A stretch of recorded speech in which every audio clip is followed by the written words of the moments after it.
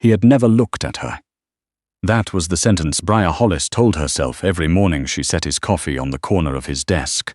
Black, no sugar, always at exactly 8:45, and she'd almost convinced herself it was true. 3 years inside Stirling's organization had taught her how to read a room the way other people read weather. The tension in a man's shoulders before he threw a punch. The specific silence that meant someone was about to stop being a problem. She had learned to navigate all of it without flinching, which was exactly why she was still alive and still employed, which in Stirling's world often amounted to the same thing. What she had not learned, and what she refused to examine too closely, was the way Garrett Stirling's eyes tracked her every time she crossed his office. She told herself it was professional habit. A man like Stirling catalogued everything in his environment. She was part of his environment. That was all. Briar managed the financial architecture of his entire operation, the legitimate shipping contracts, the shell companies layered 3 deep through Calgary holding firms and BC-numbered companies, the port ledgers that had to balance down to the cent before the 15th of every month. She knew which city councillors carried overextended mortgage debt and which ones didn't. She knew the exact figure it cost to make a customs delay disappear. She knew more about the mechanics of Stirling's empire than most of his lieutenants, and she'd understood early on that this either made her indispensable or made her a liability. She was still here. She'd chosen indispensable. The office occupied the top floor of a converted warehouse in East Vancouver, close enough to the port that on quiet mornings you could hear the distant groan of crane operators at work. Stirling kept the space deliberately sparse. No art on the walls, no photographs, no personal effects. Just the heavy oak desk, 2 leather chairs worn soft with use, and a floor-to-ceiling window that looked out over the industrial waterfront like a watchtower. It was a Wednesday afternoon in November, raining the way Vancouver always rained in November, grey and patient and absolute, when Briar closed her laptop and reached for her coat. Stirling looked up from the document he'd been reviewing. He did it slowly, like a man who never moved at anyone else's pace. "It's 4:30, he said. "I'm aware. We have the tring call at 6. I've prepared the call sheet. It's in the red folder on your desk, tabbed by item." Briar pulled on her coat. "You won't need me for it." The silence in the room sharpened. Stirling set down his pen. He was a large man, built from years of a life that required him to be, with the kind of stillness that reminded her less of patience and more of a pressure system building before a storm. There was a scar that ran from his left jaw to just below his ear, old white, barely visible unless you'd spent 3 years sitting 6 feet across from him. She had spent 3 years sitting 6 feet across from him. "Where are you going, Hollis?" She looked at him. His expression was neutral in that way of his that wasn't neutral at all. "That's a personal matter, Mr. Stirling." Something moved behind his eyes. He picked up his pen again. "Don't be late tomorrow." She wasn't, but she didn't tell him that the restaurant was Juniper in Yaletown, or that she'd worn the dark burgundy dress she'd bought at a Boxing Day sale 2 years ago and never found an occasion for, or that the man meeting her there was named Wade Ellery, 32, worked in commercial real estate development, had laughed at her joke about permitting delays over the phone last week in a way that sounded genuinely surprised, like she'd actually caught him off guard. She told herself she owed Stirling none of that information. She was right. She did not tell herself, because she was careful not to, that she'd hesitated at the mirror in the elevator lobby for almost 40 seconds before she left the building. Juniper was warm and candlelit, and smelled like cedar and expensive wine. Wade was already there when she arrived, standing when he saw her, and the look on his face was simple and uncomplicated in a way she'd almost forgotten existed. They talked about small things, his project on the North Shore, her careful, entirely fabricated cover story about working in logistics compliance for a private import firm. He ordered the halibut, she ordered the duck, he topped up her wine before she asked. He was kind, he was normal, he had absolutely no idea what she was. She was laughing at something he'd said about a disastrous camping trip in Banff. Genuinely laughing, her chin tipped up when she noticed something shift in her peripheral vision. Beyond the fogged glass of the restaurant window in the November rain, there was a shape. Dark coat, shoulders she would have recognized in a crowd of 1,000. She looked directly at the window. The shape didn't move. Wade said something. She turned back to him, reaching for her wine glass, and when she glanced at the window again, it was just rain and streetlight and an empty stretch of wet sidewalk. She told herself she'd imagined it. She was very good at telling herself things. By Friday afternoon, Wade had texted twice, a follow-up about dinner, a link to a trail in Coquitlam he thought she might like, and then nothing. By Sunday, the texts had stopped completely. By Monday morning, Briar had a faint, specific suspicion she didn't want to look at, too directly, the way you avoid looking at a bruise that hasn't quite appeared yet. On Tuesday, while processing the weekly legal invoices from the firm Stirling retained for corporate restructuring, she found it. The invoice was 73 pages. She read every one. On page 31, buried under a block of itemized correspondence, was a 5-hour facilitation charge for something described as third-party contract transfer and professional placement services. The client was a numbered company she recognized. She had incorporated it herself 18 months ago. It was Stirling's.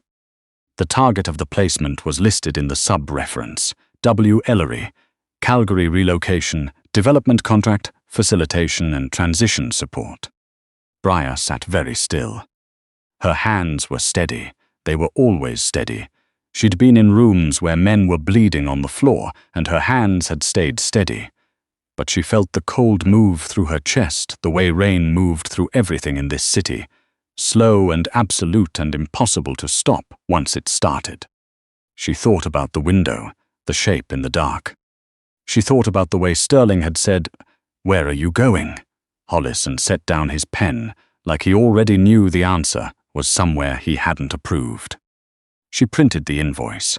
She drew a line under the relevant entry in red pen, not yellow, not Stirling's color for urgent items, her own, and she picked it up. She didn't knock.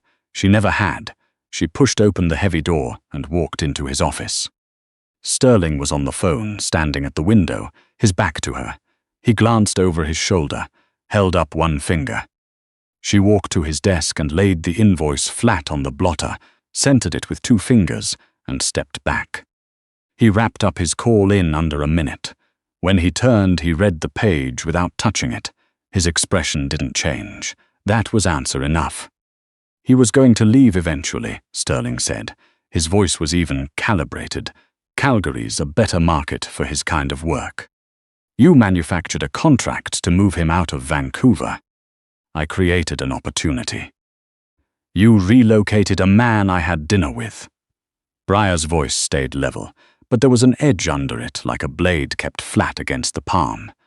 You accessed his professional network, leveraged your connections in commercial real estate, and engineered his departure from this city, because he sat across a table from me. Stirling said nothing. Did you have someone watching me? Still nothing. Garrett. It was the first time she'd used his given name in 3 years. It landed in the room like a stone in still water, and she watched the ripple move across his face, just barely, just enough. Look at me and tell me I'm wrong. He looked at her. His dark eyes held something she'd never seen in them before, not calculation, not composure. Something cracked at the edges, something that had been kept under pressure for a very long time. You're not wrong, he said quietly. The air left her lungs in a controlled rush. You didn't destroy him, she said, measuring the words. You gave him something better and moved him somewhere else. He'll do well in Calgary. The contract is legitimate. I made certain of that. A pause. The remorse is for what I did. Not for him. He's better positioned now than he was here. For doing it at all. For thinking that was something I had the right to decide. She hadn't expected that. In 3 years, she had never heard him admit an error outright. It made her angrier somehow, not less. That does not make what you did acceptable, she said. I know you know that. I know. I resign. Her voice didn't waver. Effective now. I'll have the handover documentation completed by end of business. She turned. Hollis. She stopped at the door, didn't turn back. If you leave, Stirling said, and his voice had dropped to something that was barely a voice at all, I won't follow. I won't interfere. Whatever comes next for you, it comes without any involvement from me. That's the only thing I can give you right now. She pulled the door shut behind her and kept walking. 2 weeks and 4 days. Briar counted them without meaning to. She had a new position at a logistics consultancy on Burrard Street, a glass and steel tower with a coffee machine that made 4 different kinds of latte, and a manager who used the phrase, "Let's circle back on that," without a trace of irony. The salary was competitive. The benefits were excellent. Nobody was ever going to need her to structure a bribe in a shipping container at 3 in the morning. She sat in her apartment in the evenings and listened to the rain on the windows and the low ambient hum of a neighborhood that asked nothing of her, and she understood for the first time what it meant to be completely safe. She hated it with a calm, steady thoroughness that frightened her. She wasn't sleeping properly. She was eating takeout she didn't taste. She was doing the work at her new job with the same mechanical precision she brought to everything, because precision had always been the thing she had when she had nothing else. But in the quiet, in the clean and reasonable quiet of a life with no blood in it, she found herself thinking about the way the morning light fell across Stirling's desk, and about the way he looked at the ledgers she'd prepared. Not grateful, never grateful, but with a focused, specific attention that had always felt to her like being genuinely seen. She thought about the things he'd said before she walked out. The remorse is for doing it at all. She thought about a man who controlled an entire criminal operation on the West Coast, who apparently could not control the impulse to stand in the rain outside a restaurant for however long he'd stood there, watching her laugh at someone else's joke. On the 15th day, at 10:40 at night, someone knocked on her apartment door. It was Pax, Stirling's driver, a quiet man in his 40s she'd spoken no more than 40 words to in 3 years. His face was bruised on the left side. There was a gash above his brow that hadn't been properly cleaned. "Mrs. Hollis," he said, "I'm sorry for the hour." She looked at him. She looked at the blood on his collar. What happened? The Trin organization made a move on the Northport contracts 3 nights ago. There was a confrontation at a warehouse in Burnaby. He paused. He was hit side above the hip. He sent the doctor away. He won't let anyone near him. She closed her eyes for exactly 2 seconds. "Where?" she said. "Old cannery building on the waterfront. East Van." Pax looked at the floor. "He told me not to come here. He was specific about it. But I've been driving for Stirling for 9 years and I have never seen him like this." She was already moving to the closet for her coat. The cannery building smelled like salt and rust and decades of tide. Briar went down the interior stairs with her hand trailing the cold wall, a first aid kit in her bag from the late-night pharmacy 2 blocks over. The light at the bottom was a single bare bulb on a cord, swinging faintly in a draft from somewhere she couldn't see. She pushed the door open. Stirling was on an old couch against the far wall, his shirt off, a pressure cloth held against his left side with one hand. A gun rested on the cushion beside him. His head was back, and his eyes were closed, and in the flat industrial light, he looked like a man who had finally, for the first time, stopped calculating the odds. He opened his eyes when he heard her steps. The gun came up, reflex, not thought, and then he registered her face. He lowered it. He set it on the cushion. He stared at her with an expression she had never seen on him before, unguarded and half-broken and furious at itself for being both. "You shouldn't be here," he said. His voice was rougher than she'd ever heard it. "Move your hand." He didn't argue. He dropped the pressure cloth and let her look at the wound. An ugly channel carved through the flesh above his hip, still seeping dark. She pulled on gloves. She opened the antiseptic and didn't warn him before she pressed the soaked gauze directly against it. He made a low sound through clenched teeth and his hand shot out and gripped her forearm, not pushing her away, holding, the way someone grips a fixed point when the floor moves underneath them. She kept the pressure steady. She didn't look at his face. "Trin underestimated you," she said. "That won't happen twice." "No," he agreed through his teeth, "it won't."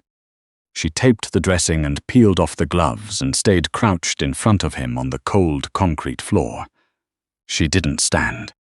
"You knew Pax would come to me," she said. "It wasn't a question." He looked at her.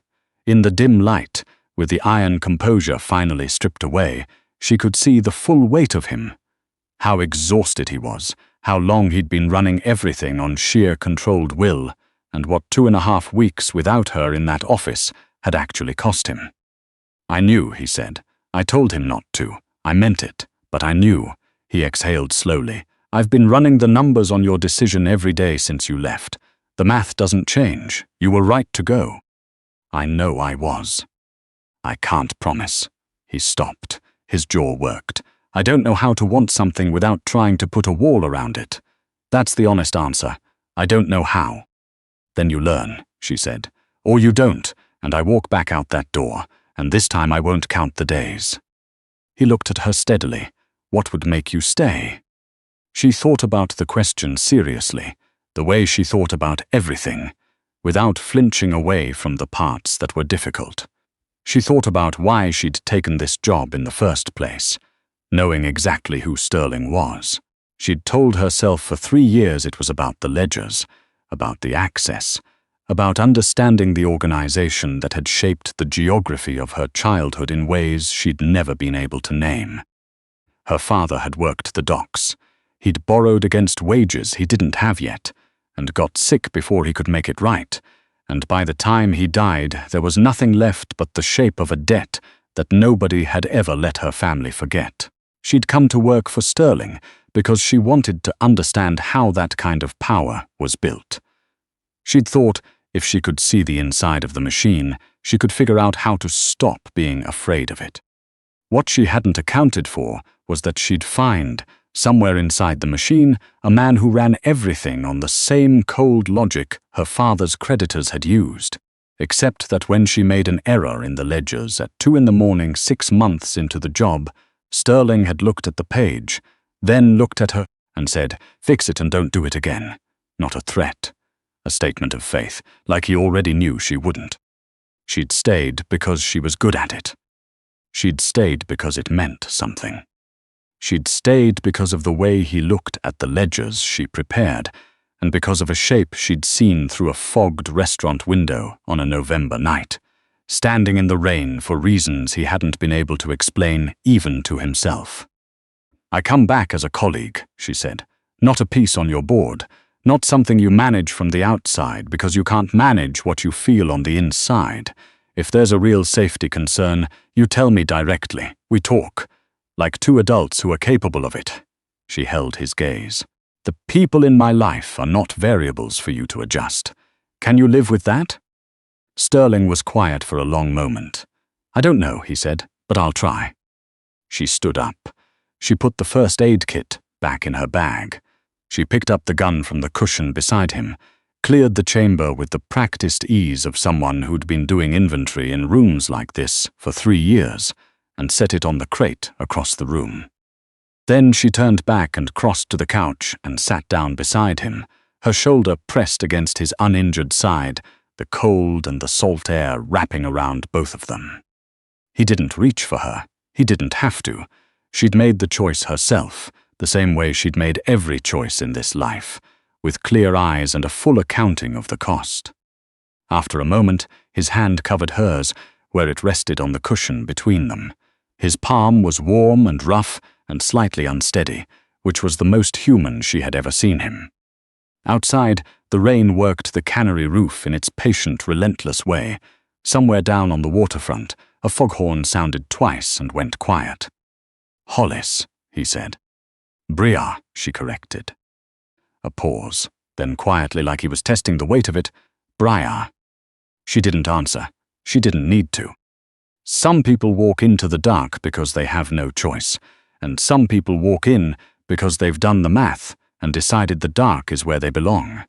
Briar Hollis had always known which one she was. What she hadn't expected, what she suspected Garrett Stirling hadn't expected either, was that choosing the dark deliberately, with open eyes and a full ledger, was a different thing entirely from being trapped in it. She wasn't trapped. She was exactly where she'd decided to be. The question was whether the man sitting beside her, with his careful control and his cracked edges and his 9-year driver who'd come to her door at 11 at night because there was no one else, whether he could learn the difference between holding on and holding down. She supposed she'd find out. She'd always been good at long-term accounts.